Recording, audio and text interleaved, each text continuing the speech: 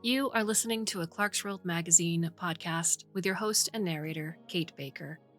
Greetings, Clarkesworld citizens. I hope this podcast finds you extraordinarily well. Once again, thank you for your ongoing support of the magazine. Whether it's just your first time here, welcome. Or whether it's your over 550th time here. I want to thank you for sending us tweets, for recommending us to a friend, for subscribing, or for going to patreon.com/Clarkesworld. Your support means the world to us and allows us to keep doing this each and every month. Our third story for the month of May 2021 is titled The Force Exerted on the Mass of a Body and is by Bo Balder. Bo Balder lives and works close to Amsterdam. She is the first Dutch author to have been published in FNSF, Clarkesworld, Analog, and other places. Her SF novel, The One, was published by Pink Narcissus Press. When not writing, she knits, reads, and gardens, preferably all three at the same time. You can find her at the website boukjebalder.nl. boukjebalder.nl. And Bo is no stranger here to Clarkesworld. November 2016 brought you Follow the White Line. July 2017 brought you The Bridge Groom. More recent stories include June 2019, Erdenve, and May 2020 brought you Quantum Fish. So, my dear listener, I hope you can sit back, relax, and let me tell you a story. Sifan put her exoskeleton on after breakfast.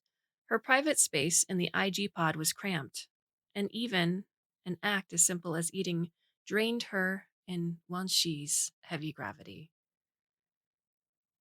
That gravity demanded so much of her body she had to eat twice as much as she wanted to. She opened the door and stepped outside. Despite the suit supporting her head, spine, and limbs, it still felt like two people had jumped on her back and were choking her. She started up her Gagarin breathing and tackled the 2 steps up to ground level. This was a psychological trick designed to make you think about effort from the get-go. Sifan hated it. She summoned the cart. It was hard for her unsupported fingers to make the micro movements on her other wrist. Someone should design an exoskeleton for hands, and also facial muscles. A frown was demanding, a smile even more so. It was said invisible facial patches existed, developed for actors who had to perform on location in, action movies. Very popular these days. But Sifan didn't really believe that. Otherwise, she could have bought some. The cart trundled up. Sifan tried to avoid any unnecessary walking. Still, everything ached as she got into the cart and sat down. The corset to protect her organs and the special slings to protect her pelvis just weren't doing enough. Her stomach churned. How she hated the high-calorie packages she had to squeeze down her throat. She should stop whining. She was here for a good reason. Today, she was going to visit the Cork Plantation where the nose covering for her revolutionary new rockets was grown.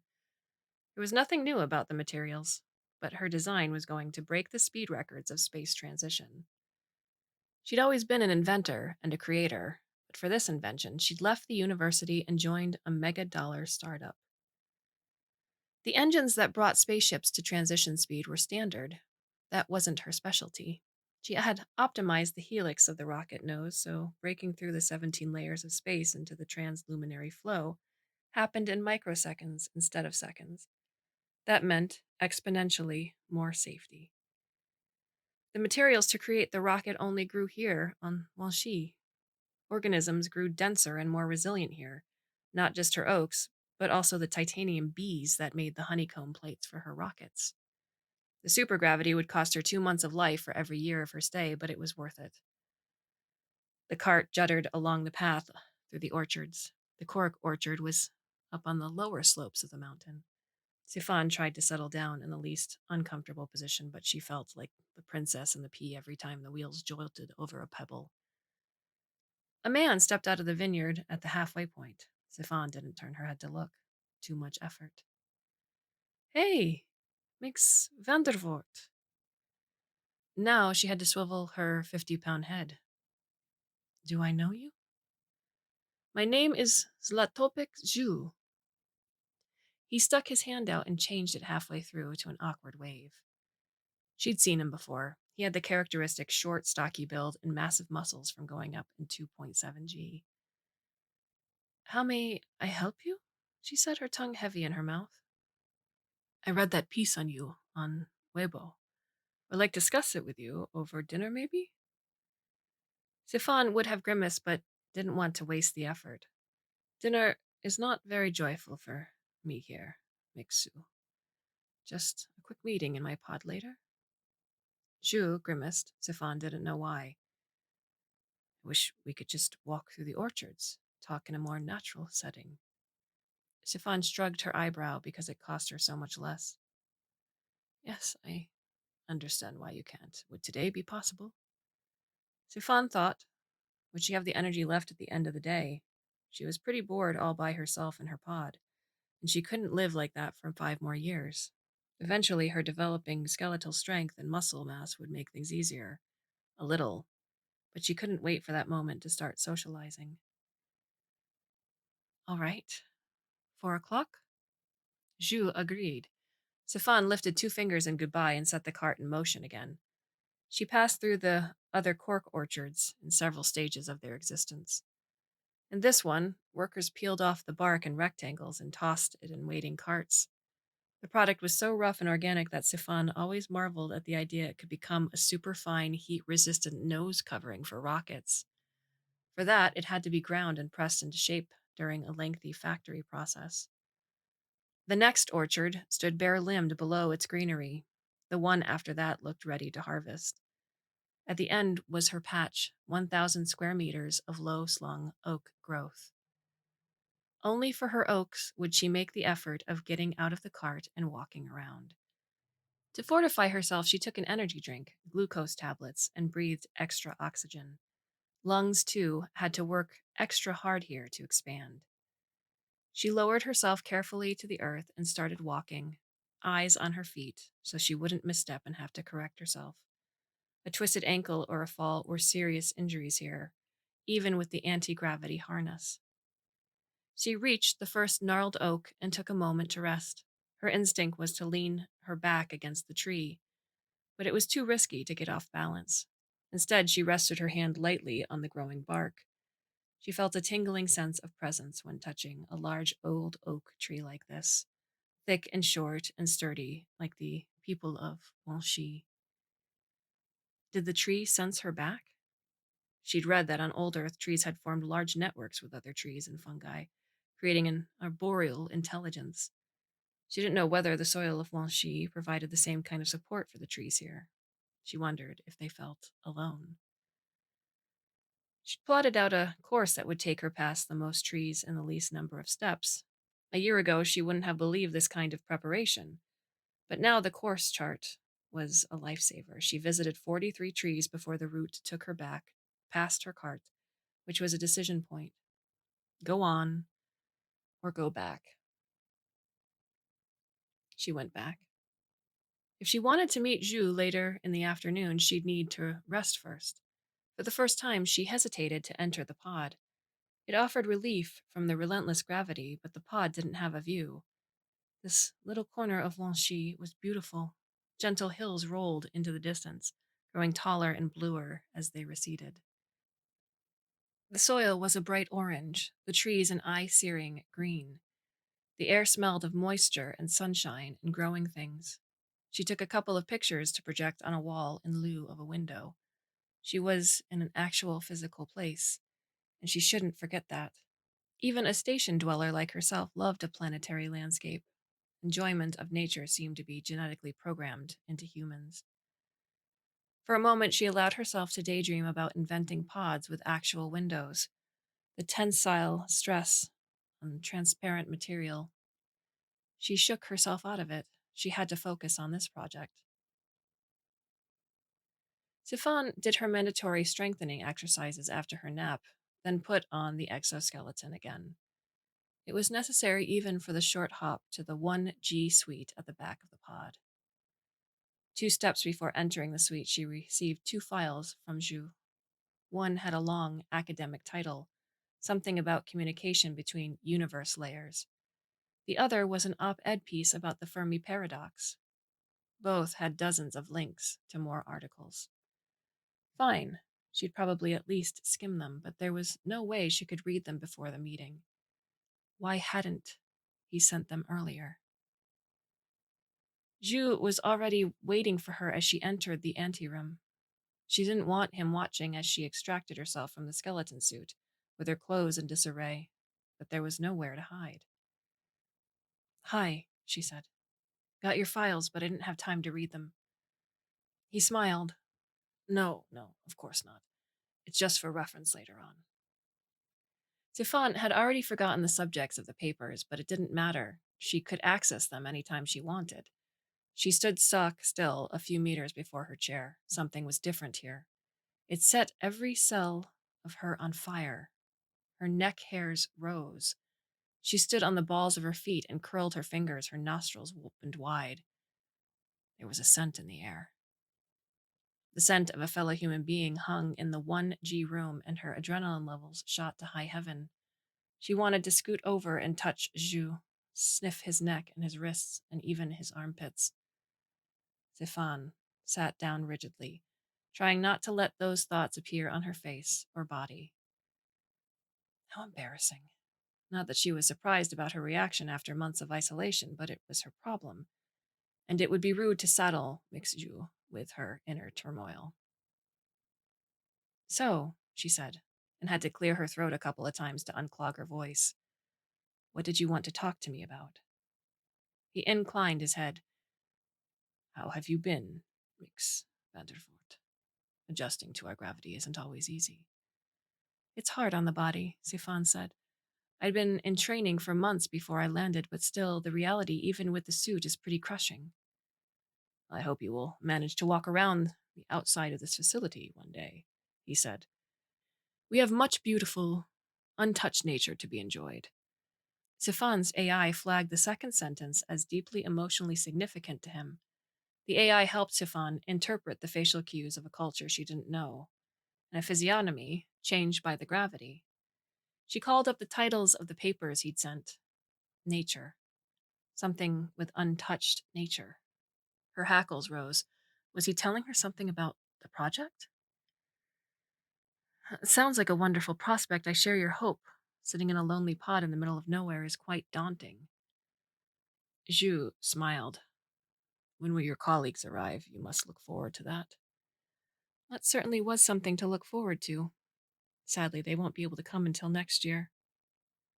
Sifan put up her best social smile and bent slightly forward. Everything was so easy in 1G. Even feeling emotions seemed lighter, now that she could smile and frown and wag her head without straining important muscles. Tell me about yourself and your community, Mix Shu. I'm looking forward very much to meeting more of you. Nothing much to tell, Mix Vandervoort. I grew up here in Vanchy, trained in forest management, worked all over the continent. Forest management? You're managing my cork, yes? Not exactly. My work is with the wild environment and trying to mitigate humanity's influence on it, he said. But if it's not about my cork, what are we meeting about?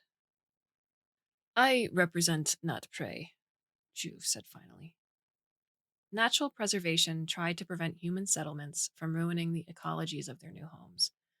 Sifan felt that he'd already said this. Wild forest management, wasn't it? She couldn't see what it had to do with her. She'd bought a cork harvest. If that was evil, shouldn't his beef be with the plantation owners? Or planetary management? She was just a buyer. We concern ourselves not with planetary environments, Mix Vandevort, but also with interplanetary environments. Stefan still couldn't guess where he was going. There is evidence that space travel is doing permanent damage to the spatial layering of the universe. Our measurements indicate that the routes our spaceships take never heal. Space is huge. How could human travel possibly damage something like that? Stefan asked. Humanity has been in space for centuries, and although space is enormous, locally the damage is starting to add up. Stefan didn't want to hear this. She dedicated her life to studying the branch of physics that applied to space travel, and it always seemed to be a beautiful, worthy thing to her. She tried to suppress the feeling that was building in her stomach. What evidence? What measurements? Zhu gestured slowly toward her. The pop science papers I sent you. There's links in there to more serious publications. Sifan wanted to bite back that she was an actual physicist and quite capable of reading real science articles, but managed to stop herself. Don't kill the messenger. So, why are you telling me this? Zhu's face shone earnestly. First, we were hoping that you would be our advocate. You're a well-known innovator. Your inventions have made you famous. Your support to our cause would mean a lot. You want me for PR? So it's got nothing to do with my cork here or my new borer design? As soon as she'd said it, Sifan knew that it had to be. Her spiral borer did what other space drives did, just faster and more effectively. The borer would not just rip a hole between space layers, it would shred them. No. No way. This is my life's work, my money, my investors' money. How can you ask me to stop this? Not to mention the 9 fucking months she already spent on his fucking planet, and the 4 more years she'd planned to. Mix Vandervoort. Space is not simply a void, it's alive. It's talking to us. We're killing a sentient being. That was too much. Sifan jumped up. She misjudged the force and the light gravity and only just managed to prevent a fall, milling her arms and bumping her knees against the table. I'm sorry. That's nonsense. I was prepared to listen to you, but you're going too far now. If only she could storm out. But no, Zhu would be able to watch her struggle into the skeleton suit in the airlock. She started to take off her outer clothes anyway. She couldn't storm, but she could stride off with dignity. Please wait and listen. It's not nonsense. It's scientific inquiry. I wanted to invite you to come visit the physics lab. Sifan snorted and went on putting her legs in the skeleton suit. Its sensors clicked against the implants in her legs, locking onto the bracing network threaded throughout her body. Aren't you a physicist? This is new research, new questions. How can you not be curious about something in your own field? Zhu said. Sifan clicked on the helmet and experienced a second of dizziness as the circuits closed and the suit's AI came online. Thanks, but no thanks, she said, all her muscles already tense for gravity's onslaught, her teeth clenching. Bye. She stepped outside and forced herself toward the buggy at the briskest clip she could, ignoring the scream of her suffering spine. When Sifan returned to her pod steaming, she turned to the view of the Penniket station concourse. The soothing grays and pinks, so different from the busy green and terracotta tones of OneG, calmed her at once. She promised herself to stay in the present, to be reminded of where she was. But right now she needed soothing. That Jew, how dare he? She started her favorite guided meditation, but could find no peace. Her anger was the kind that needed burning off instead of meditating off. The hamster wheel, it would have to be. She'd already done her morning calisthenics, but she'd bear with the extra calories she'd have to eat after this. The half hour of running did make her anger go away. She lay down on the bed for the mandated rest after and forced herself to sip the dreadful high-calorie cocktail, knowing it would leave her queasy, but also knowing she had to eat. She already didn't recognize the Sifan in the mirror. Her body had lost all the extra fat it had ever had and bulked up instead. Her shoulders and thighs looked like a weightlifter's. She'd never cared about sports, but gaining strength and bone and muscle was absolutely necessary for her stay on OneG. She might as well read Zhu's excerpts. She was a scientist. Of course she was curious, even if he was trying to drag her into some crazy cult. Okay, that was an interesting paper. The authors had measured pattern resonances in the 29th layer of space, the very one that starships needed to enter for FTL travel. Sifan told herself that the human mind was made to see patterns even where none existed, but the papers kindled a little flame of curiosity. A sentient universe. Hidden deep in the layers of space, invisible to human eyes, but now, only recently, detectable by human instruments and human mathematics. It was such a tempting idea. If space was talking, what did it say and to who? She couldn't help herself and looked up at the location of the physics laboratory. She had expected it to be in deep space somewhere, but it was actually situated here on, well, she. Unmanned probes registered the waves in deep space and brought it here. So the lab was on, well, she. Theoretically close, in practice, a grueling 6-hour, 3G train journey away. No way she was going there. The daily trek to her cork trees was hard enough. No, this one time scientific curiosity would have to take a back seat. She had gone all in on her spiral rocket project, and she had to see it through no matter how enticing the new idea was. She swiped the papers away and crawled into bed. Her bones ached, as always. Her stomach churned from eating too much. Her intestines labored to get food processed under the extra gravity. Sifan cued her sleeping macro and switched off. The next day, Sifan set off for her trees again. She wished she could walk over the lush grass, through the orchard's shadows, unimpeded, free, but laboriously in a suit would have to do for now. She patted her favorite tree's bark. It grew in a convoluted, twisted shape that in a human being or mammal would denote agony, but all she got from the tree was contentment and quiet power. Good tree, she whispered. Nobody could see her being silly. Good, thick cork.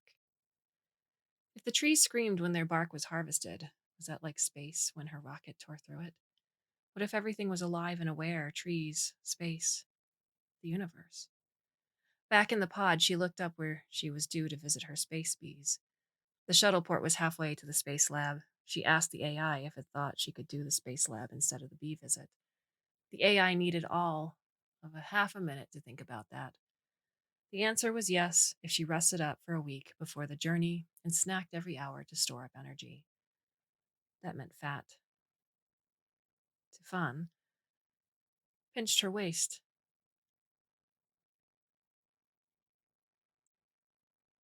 It hadn't seen fat for months now. She sighed. Eating, more eating. Who'd have ever thought she'd balk at extra chocolate? The mandated week of rest left Sifan feeling uncommonly fit and frisky. Maybe the AI should schedule rest periods more often. She put on the dreaded suit with anticipation, and the short walk to the cart didn't feel as arduous as usual. People hardly looked at her in the face as they helped her into the train to the physics laboratory. Did everyone hate Outworlders or something? But then she caught a glimpse of her face in the mirror and realized what signals she gave off. Downward lines around the mouth and eyes denoted misery and anger and hopelessness. She might not feel that, but the heavy gravity's drag on her facial muscles told a different story. Great. She was doomed to live among the people who disliked her on sight. And even worse, when she left here, her face might never go back to its normal state. She'd be all bunched up, jaw muscle and heavy brow ridge, and normal people would shy away from her. The AI recommended a dose of mood lightener, and for once she complied. This was already a hard day, and it would get worse. She was entitled to a little help. The train rolled through the beautifully hilly landscape dotted with the lavish blues and turquoises of the native flora instead of the imported earth species. The train crested a rise and started to travel downward. Stefan spotted the building that must be the physics lab at once. It was huge. That had to be a black hole suspension station. Her vague fantasy of Wanxi being a rural, backward place had clearly been all wrong. The head of the lab met Sifan in person. She was an elderly woman, as short and powerfully built as everybody here. She took one look at Sifan and ordered to skip the planned lunch and speeches. Sifan could have cried at the kindness, but took the opportunity to skip the formalities with both hands. A wheelchair had been sent out for her, and the director personally pushed Sifan to the demonstration of the space resident's work. The director wheeled her into a large room full of people hunched over workstations. A few large screens displayed data flows. We send out below AI threshold drones to gather data, the director explained, to circumvent quantum effects, and compile and sort them here. We've prepared some samples for you on screen. The presentation flipped through the different resonances of space layers, which Sifan knew all too well, but she'd never seen them plotted onto time like this. Space layer 18 resonated a certain pattern, repeated it for years on end. The presentation skipped to layer 29. This, too, showed certain resonances, seemingly random, but then they flipped to the same resonances, although in a different register. How does this compare in real time? Sifan asked, excited. First layer, 18 for almost 2 years, then layer 29 for several months. What's your hypothesis? Sifan asked.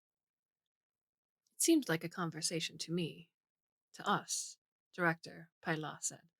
So we built a station far away from gravity wells and space lanes to project this resonance to layers 18 and 29. And we got an answer. Look at the charts. It returns the Fibonacci sequence. After the presentation wound up, Sifan was invited to go for drinks with the whole crew. The director rescued her from the social dilemma of refusing. Mix Vandervoort has only been in our gravity for a few months. She doesn't have the stamina yet to join us right now. Rain check? Sifan said, working her smile muscles as hard as she could, hoping they would project happiness and warmth. Rain check. Sifan fell asleep on the train journey back, something she regretted very much when she woke stiff and aching, stiffer and achier than usual, still in her skeleton suit. And she still had to trek back to her pod. As the large, orange sun started to set, it was hard to concentrate on the road, not just because of her tiredness, but because the graphs the physicists had shown her danced before her eyes. Sure, it was only a Fibonacci sequence, one of the most basic ways to communicate intelligence. But what if they were right? What did that mean for her? That night, she dreamed of rainbow-colored space trees singing to each other. Even dream, Sifan sighed at the silliness of her own imagination.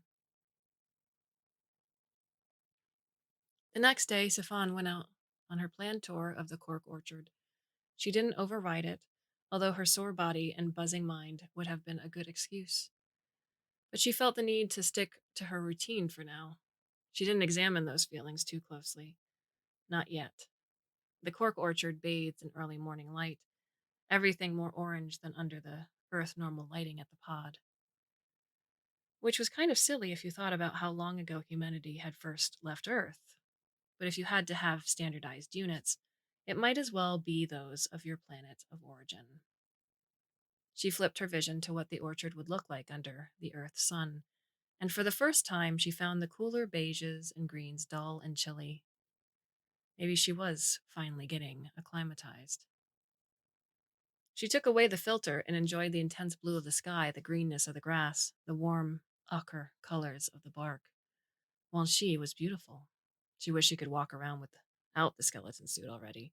She wanted to lie down in the grass and smell the earth. Well, she could do that, just very carefully. The AI showed her the kneeling sequence. It wasn't a thing to do lightly because her weight would be on one leg most of the time. A bent leg at that. Risky. First, she had to carefully position her hand on the nearest tree, turn on extra support on that wrist, and then turn on extra support on the outer leg. Only then could she start to slowly lift the inner leg and move it backward. The servos whined, or was that her imagination? Freeze that position, unfreeze the wrist, move the hand downward slowly, and repeat. Briefly, she focused on the grass. She could smell it already. Her hand slipped, and the next thing she knew, she was face down on the earth. Her legs were in the right position, but her right hand had transferred the weight too soon onto the left hand, and that had made her torso bend down too far. Now she had a nosebleed and had probably broken her left wrist. She was in agony. Request to cede control, the AI said, counting down from 5, 4, 3. Cede! Sifan screamed. The medical stinger shot her full of muscle relaxant so she wouldn't accidentally work against the suit. It repositioned itself in brief bursts to minimize the injury and prepare itself to lift Sifan back up. There was no possible help out there. Pain relief. Sifan gasped. Almost instantly, the pain went away. She was such an idiot. Why hadn't she given the AI more control? The suit's process of getting her upright again was nothing like the way a human would do it. Sifan had to close her eyes to keep herself from seeing the way her knees and feet were being used. Better. Now she was alone in her own head. She cut off audio as well. But not all senses could be cut off. A sudden surge of nausea forced her to open her eyes to discover her head was now hanging midway before her torso, her arms somewhere behind her, her legs herky-jerkying backward in something not quite like walking. Please put me upright, Sifan gasped. Going to throw up. This is the optimal position for regurgitation in this moment, the AI sent back. Yep, there she went, looking at all those calories she would have to re-eat, puddling there on the ground. Sad. The process was a little better than empty stomach. Sifan managed to reach a car without further mishaps. The AI sat her down. I advise turning audio on, the AI said. Sifan sighed but followed the advice. Oh, that's why it had said that. A vehicle was coming, at great speed, too. The AI wouldn't allow her to turn her head, probably wise considering the fall. So she had to wait until it drove into her field of vision. It was Zhu's Jeep, careening into view at hair-raising speeds. Sifan wondered at the G-forces that his body would suffer in those tight curves, and the thought of them would have made her ache if her pain receptors had still been working. What was he doing? Zhu, she croaked. Expandivort. Zhu jumped out of the Jeep, landing with a thud on the orange soil. Sifan winced, but he seemed fine and even bounced a little as he ran up to her vehicle. What are you doing here? Don't touch me. The AI's got it. I know I shouldn't touch you, he said, sounding exasperated. I read the guidelines, but you were hurt. I wanted to offer you my support. What kind of support? Safan regretted that she was snapping, but the mood enhancers and pain suppressants ironed out her fine voice control. Emotional support? You can suppress pain, but you must feel so helpless right now. Let me go with you to your pod. You shouldn't be alone. What difference would that make? But Safan felt something burn in her eyes. Tears. For God's sake. Suppress them, she ordered the AI. She didn't think it would actually directly influence her tear ducts, but it did something. She was now floating on a cloud, and Zhu had receded. Thank you, she said with a thick voice. She wanted to be mad at her own weakness, but all she felt was gratitude. Sifan was aware of time and landscape passing her by, but it didn't affect her. The various orchard trees waved their branches over her head. Oak, apple, quince, pear, chestnut. Then just blue sky. Then a sliver of beige at the edge of her field of vision. For a while, she couldn't think which tree was beige until, at last, she realized it was her pod. Zhu had brought her home. How kind. She couldn't recall what should come next. She might get very hot during the afternoon and very cold during the night. The suit might help with that, though. And then she floated inside the pod and was lowered onto the bed. Oh, right. Her vehicle had a detachable float for heavy luggage and such. The AI was directing someone to take the skeleton suit off her. She felt some jostling and would have laughed at Zhu's painstakingly clumsy antics in the standard gravity if she could have mustered sufficient oomph. But all her oomph was gone, dissolved in a cloud of painkillers. So nice. When she opened her eyes again, the light was different. It was the next morning. Her whole body ached, but only in a pleasant way, like after a hike. She levered herself up very carefully on her right elbow and looked down on left arm. Yep, cast. The readout said, compound fracture. Cast will disintegrate in approximately 4 days and 12 hours. Great. That meant 4 days locked up in the pod.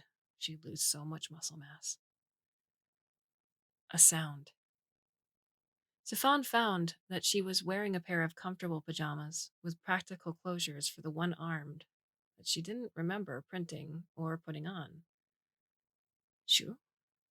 Carefully testing out the limits of her pain meds, she shuffled to the door. Zhu stood there in the hot sunlight. Judging by the slant, it was late afternoon. Here to cheer up the wounded. Sifan didn't feel cheered up yet. Socializing seemed daunting and exhausting. Zhu gestured behind him. We're having a party and you're invited. I can't go out into 3G for a week until the fracture is healed, Sifan said. What an excellent excuse that was. She should break her wrist more often. I know, Zhu said with a wide grin. That's why the party has come to you. Sifan just gaped. Open your door, put a chair in the doorway, and you're good. Sifan couldn't think of an excuse. She opened the door wider. It was strange and unpleasantly thrilling to do that without her skeleton suit on, even though she knew the pod would extend the gravity on for at least a meter. The scent of hot air and grass drifted in. People were bustling around a barbecue and a water station, others setting up chairs and tables. See, you don't have to do anything. Get your chair and enjoy. Sifan didn't even enjoy parties all that much in 1G, let alone the crushing 3G environment. But let's face it, she had nothing better to do today. She might as well pig out and get drunk. She dragged her office chair over to the doorway. A young relative of Zhu's brought her a plate, sticking it very carefully into the 1G field. Pouring wine from 3G to 1G led to many spills and much laughter, but eventually Sifan could sip the rough red from her glass and relax. People walked up to chat with her. She didn't manage to remember any of the names, but keeping up the stream of chatter was oddly soothing. She settled deeper into the chair. Apparently, this was just what she needed, and Zhu had somehow divined that. After some furious activity over the grills, children started bringing her plates with veggies and tofu. Zhu sat down next to her. There was barely room for his wide body in the 1G field, but he was painstakingly not pushing accidental elbows into the planet's gravity. Sifan idly wondered what that would do to the body, having half of it in and half out of different gravities. Nothing good, she suspected. A couple of kids set up their play screens at her feet. Sifan couldn't make head or tail of the game they were playing. Their opponents seemed to have extremely variable wait times, but it made the kids squeal in delight when the answers did come through. What are they playing? A new kind of game? She said. No adult who wasn't a professional gamer could keep up with the rapidly changing fashions in gaming. They're communicating with the universe. Or a universe, Zhu said. What? Sifan. Sifan turned her head dangerously close to the gravity's field limit to properly check out Zhu's expression. Really, we tried communication with the universe or universes or layers. We don't know yet.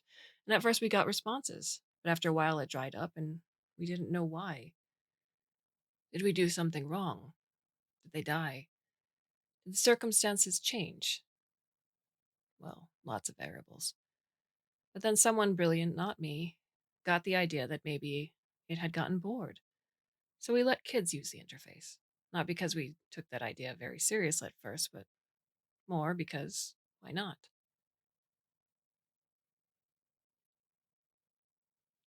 Zhu spread his hands, and the universe answered. And kept answering.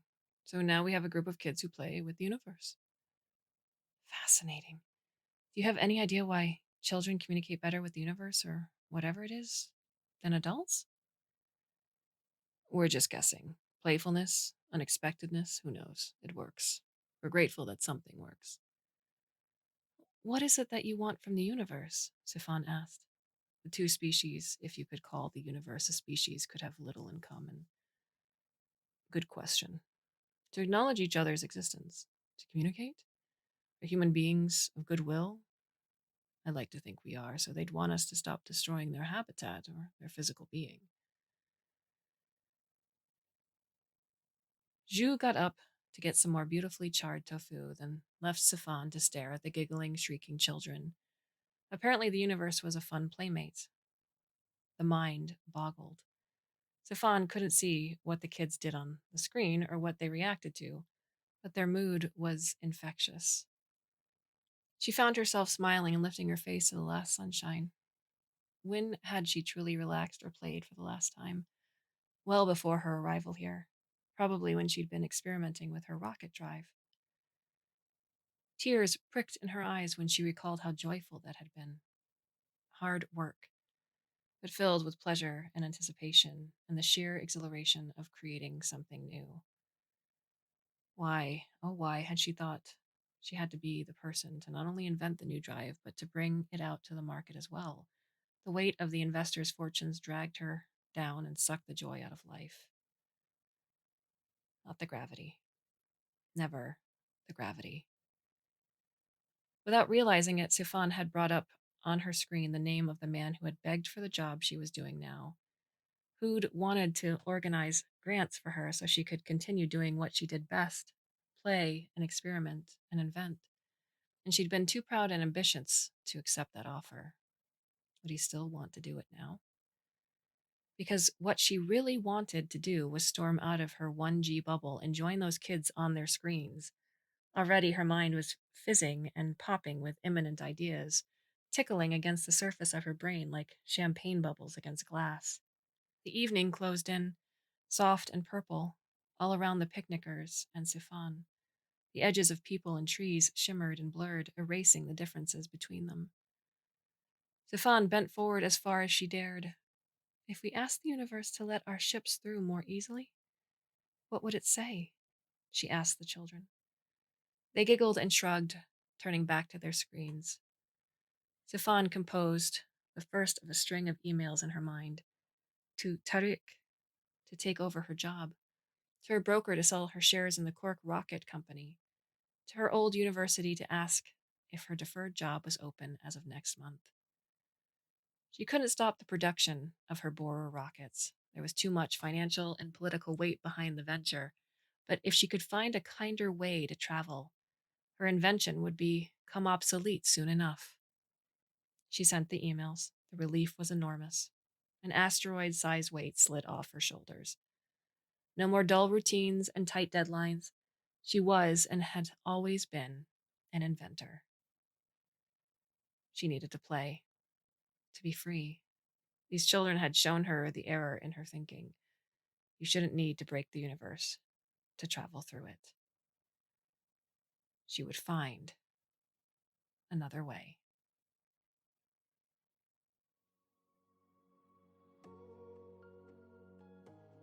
What are your thoughts on the story? You can leave us a comment or a question in the Clarkesworld Magazine website itself, or you can go to the About Us page where all of our